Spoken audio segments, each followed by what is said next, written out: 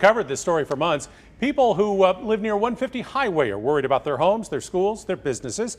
Investigative reporter Matt Fleener is getting answers for those neighbors. Matt.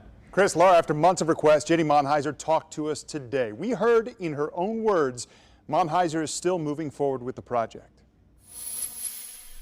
We would like to be open somewhere between 5 and 7 years. That's developer Jenny Monheiser's timeline for a landfill project in South Kansas City. A project, it's clear from multiple signs in the area, neighbors don't want. We have a trash problem here in our region, and if we don't get a hold of it quickly, then we're going to be in a spot where we're going to have an even bigger catastrophic problem. Monheiser's team is still studying the land, hoping to close on nearly 500 acres here by fall, hoping to present more facts to neighbors in the months ahead. Has there been any point in this project where you said, I just need to stop. I just can't go any further because of what I'm hearing from the people who live around this land?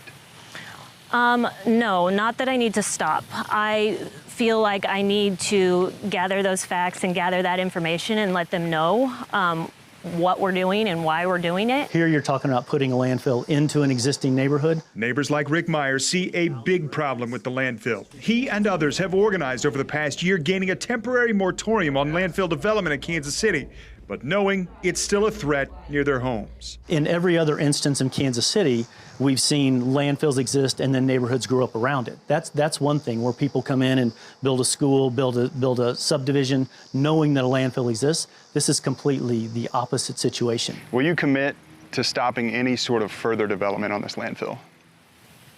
Without facts, no. My family and I are in the waste management industry, and we feel like it's an obligation of ours to help come up with a solution for our region. We don't believe that this is going to be harmful to anyone, and if it were to be proven that it's going to be harmful, then we would absolutely have no desire to do it.